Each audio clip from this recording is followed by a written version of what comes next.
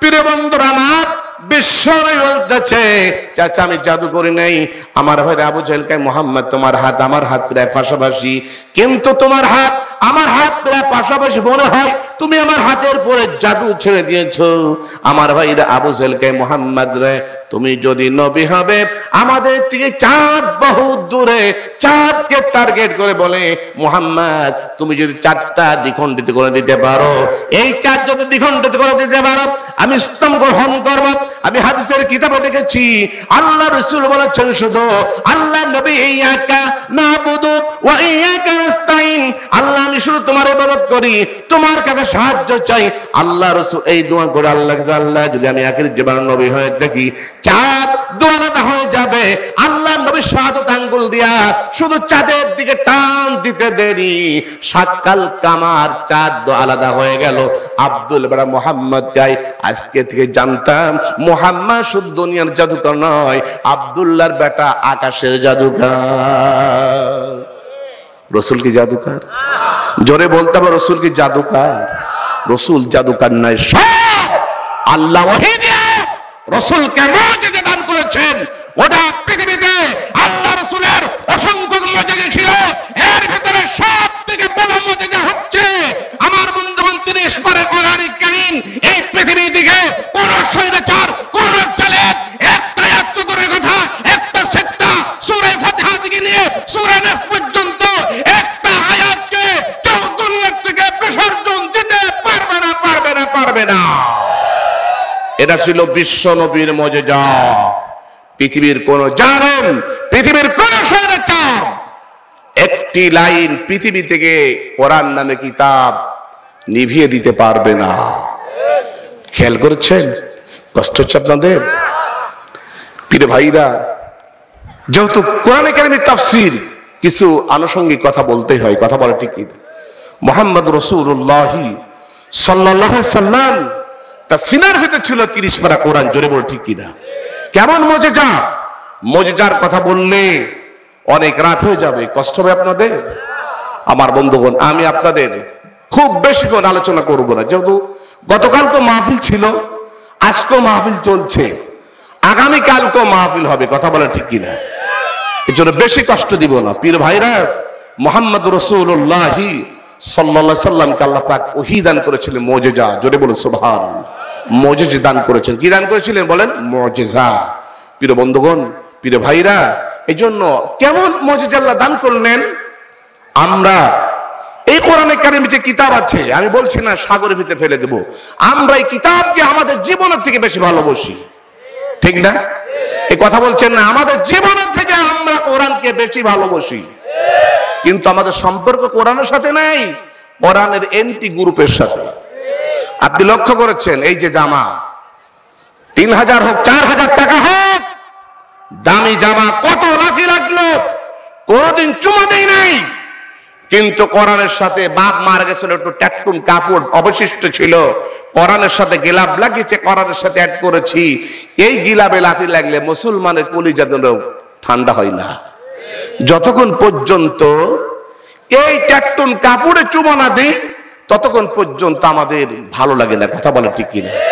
যদি আপনি মুসলমানের সন্তান হয়ে থাকেন, জোরে বলে ঠিক কিনা।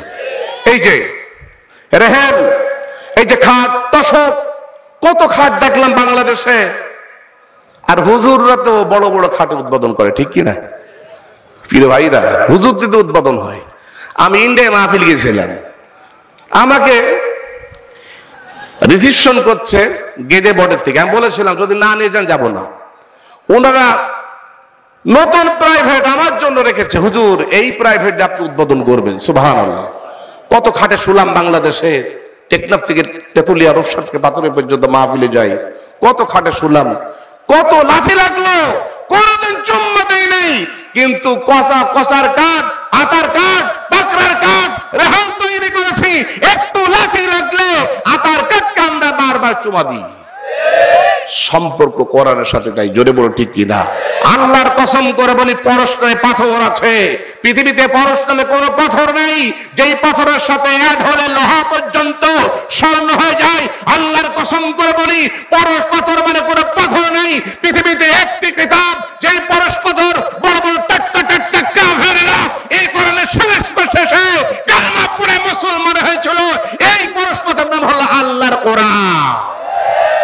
এই জন্য সে কোরআনের সাথে সম্পর্ক অটুট রাখতে হবে। কথা বলা ঠিক কিনা প্রিয় ভাইরা? যে কথা বলছিলাম, এই কোরআনকে যদি সাগরের ভিতর ফেলে দেওয়া যায়, এক পিছও থাকবে না, কোরআন এক পিছও থাকবে না। এই গোটা বিশ্বকে তাক লাগিয়ে দিয়েছে বাংলাদেশের ছোট্ট ছোট্ট দামেলে ছেলেরা গোটা দেশকে, 120টা দেশ, এরকম 200 দেশকে পিছিয়ে ফেলে দিয়া বাংলাদেশের নাম চিত্র উজ্জ্বল করেছে আমার দেশের চুনার চুনার টুকরো ছেলেরা। তাদেরকে আমরা একটা ফুলে তোরা দিয়েও সারপ্রাইজ দেই নাই। জাতির কপাল পুড়ে গেছে। জোরে বলো ঠিক কিনা? কত খেলোয়াড়কে কত টাকা দিলাম, কোটি কোটি টাকা ইনভেস্ট করলাম, কিন্তু হাফেজদেরকে আমরা একটা সালাম পর্যন্ত দিতে চাই না। কথা বলে ঠিক কিনা? প্রিয় ভাইরা, প্রিয় বন্ধুরা, আমার শুনে রাখেন, কি করে আল্লাহ সংরক্ষণ করবে না? শুনুন, আমার ভাইয়ের যে কথা বলছিলাম, একটাও কিতাব থাকবে না এই বাংলাদেশে, একটাও কাগজের কিতাব থাকবে না, একটাও চ্যাপ্টার থাকবে না, একটাও লাইন থাকবে না।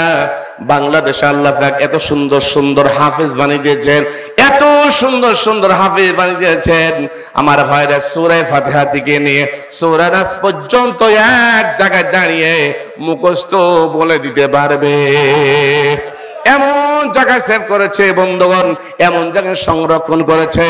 একটা হাফেজ কোরআনকে যদি মেডিকেল সায়েন্স ডাক্তার টুকরা টুকরা করে মাথা থেকে পা পর্যন্ত টুকরা টুকরা করে ফেলে দেয়, বলেন তো কোরআনে কেন একটি লাইন খুঁজে পাওয়া যাবে না?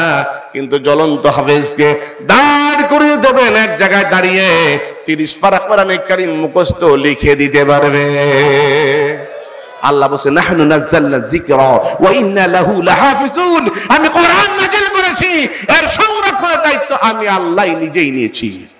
সুবহানাল্লাহ বলবেন না? আর আস্তে সুবহানাল্লাহ বলতে হবে। কষ্ট হচ্ছে আপনাদের? দোয়া করে দিব? এই ভাই দোয়া করে, পেছার ভাই দোয়া করে দিব। কারা কারা কোরআনের পক্ষে একটু দুই হাত তুলে দেখান তো। নারায়ে তাকবীর। আরো বেকার আওয়াজ, নারায়ে তাকবীর।